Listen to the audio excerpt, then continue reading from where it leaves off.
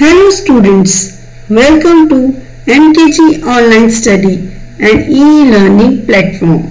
In this video, we are going to learn what is data link layer and what are its functions in OSI model.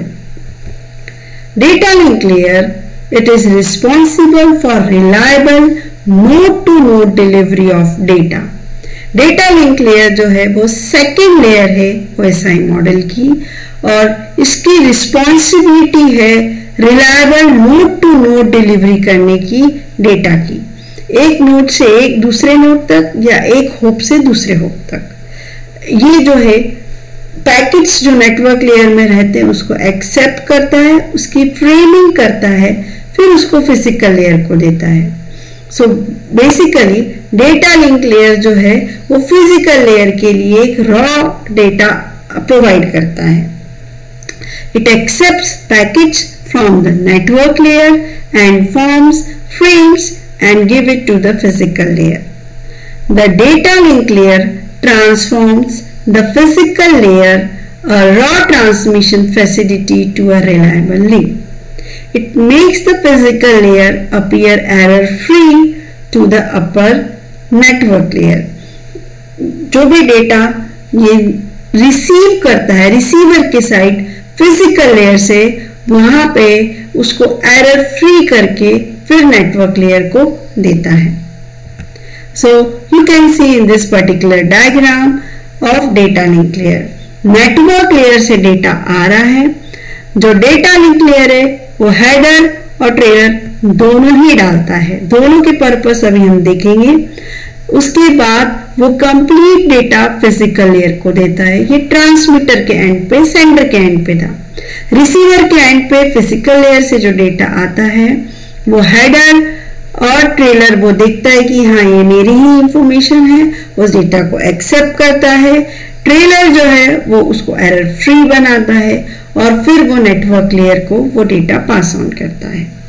सो इस तरीके से network से data link layer पे आता है, data link layer से physical layer, फिर physical layer receiver के साइड से डेटा लिंक लेयर पे, डेटा लिंक लेयर से नेटवर्क लेयर पे जाता है।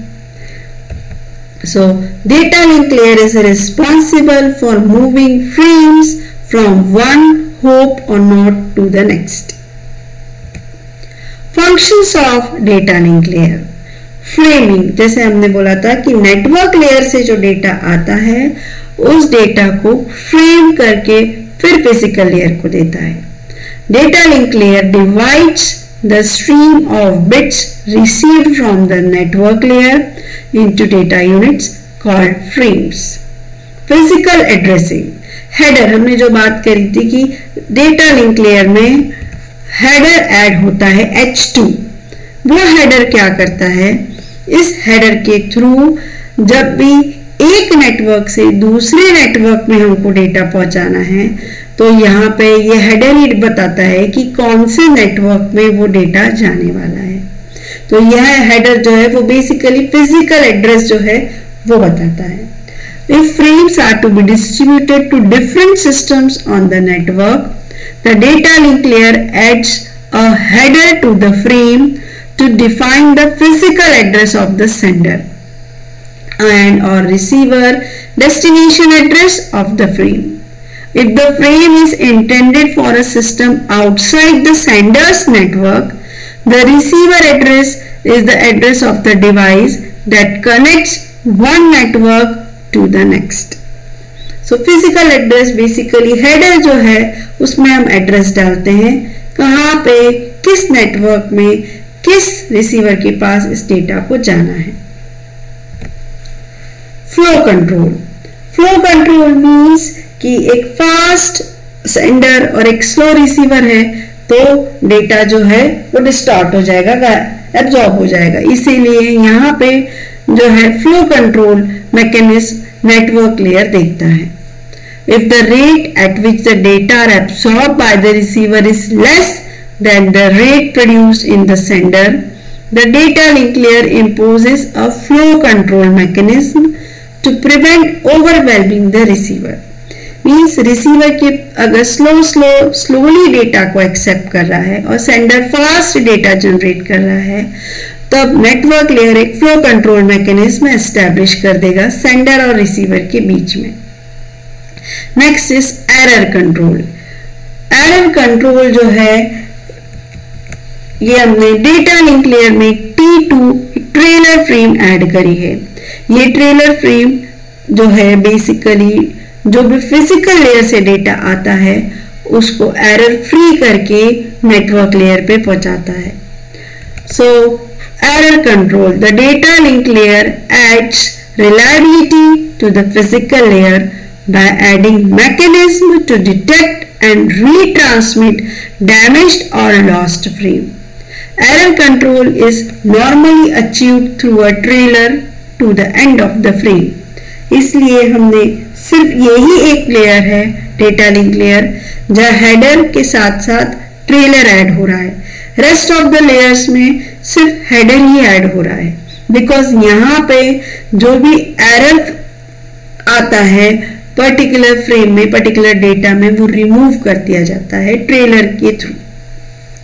Access control, access control mean जब एक से ज्यादा डिवाइसेस को कनेक्ट करना है बट एक बार में कोई एक ही डिवाइस कनेक्ट कर सकती है, तो कब कौन सी डिवाइस को कनेक्ट करना है ये भी डेटा लिंक लेयर की रिस्पॉन्सिबिलिटी है। When two or more devices are connected to the same link, a data link layer protocols are necessary to determine which device has control over the link at a time. So कौन सा device उस particular link में connect होगा ये data link layer की responsibility है। The Institute of Electrical and Electronic Engineer felt the need to define the data link layer in more details, so they split it into two sublayers. दो सब layers में उसको divide करा है, logical link control and media access control. Logical link control LLC, it establish and maintains links between the communicating devices. Communicating devices के बीच में link को establish करना और मेंटेन करना ये LLC का रिस्पॉन्सिबिलिटी है। Logical link control sub layer provides service access point SAPs that the other computer can refer to and use to transfer information from LLC to the network layer. Media access control, it controls the way multiple devices share the same media channel. Media access control ये responsibility है, वो ये control करता है कि multiple devices जो कि share कर रही है सेम मीडिया चैनल को कैसे वर्क करेंगे। The MAC sublayer provides for shared access to the network adapter and communicates directly with the network interface card. तो MAC sublayer जो है डायरेक्टली कम्युनिकेट करती है नेटवर्क इंटरफेस कार्ड से। The MAC addresses are used to establish logical link between two computers on the same LAN. Bridges, intelligent hubs and network interface card are devices associated with data link layer. Data link layer के साथ bridges, intelligent hubs और NIC means network interface card associated है। Hope to hop delivery की जो हम बात करें कि डेटा लिंक लेयर की रिस्पॉन्सिबिलिटी है होप टू होप डिलीवरी की, तो वो हर होप में चेक करता है कि होप टू होप डिलीवरी हुई, डिलीवरी जिस जहां पे जानी थी, जिस पर्टिकुलर होप से जिस पर्टिकुलर होप के पास क्या वो डिलीवरी हुई है with error free, errorless. So यहाँ पे एक सिस्टम ए है, सिस्टम ए से data system B intermediate system के पास गया है, यहाँ पे पहले चेकिंग होगी होप टू होप डिलीवरी की, फिर इंटरमीडिएट सिस्टम बी से इंटरमीडिएट सिस्टम सी के पास या इंटरमीडिएट सिस्टम बी से इंटरमीडिएट सिस्टम सी के पास, यहाँ पे होप टू होप डिलीवरी हुई है, ये हमारा डेटा लिंक चेक करेगा। इन दोनों के बीच में एक सिंगल लिंक है, कौन सी लिंक हमको प्रोवाइड करनी है वो हम ये चेक करेगा डेटा लिंक लेयर, कहाँ से शॉर्टेस्ट डिस्टेंस हो रहा है वो डेटा लिंक लेयर चेक करके फिर कनेक्शन करेगा। फिर सी और एंड सिस्टम के बीच में, यहाँ पे होप टू होप डिलीवरी हो रही है, ई और एफ के बीच में होप टू होप डिलीवरी हो रही है, ये चेक करेगा। फॉर एग्जाम्पल, अगर हमको एक सिस्टम ए से सिस्टम एफ पे डेटा सेंड करना है तो कौन सी लिंक का कनेक्शन होना चाहिए, ये हम डेटा लिंक लेयर डिसाइड करेगा कि कौन सा लिंक जो है ए और एफ के बीच में कनेक्शन होने चाहिए। सो कनेक्शन ए, बी, ई और एफ होना चाहिए अगर ए से एफ का डेटा सेंड हो रहा है। सो ये डेटा लिंक लेयर की रिस्पॉन्सिबिलिटी है कि ए से एफ के बीच इंटरमीडिएट भी जो सिस्टम आ रहे हैं वहां पे भी hop to hop delivery check करेगा, वहां पे भी कौन सी वाली लिंक, मल्टीपल लिंक्स अगर एग्जिस्ट कर रही है तो कौन सी लिंक का कनेक्शन करेगा। This is the responsibility of data link layer. Thank you for watching this video.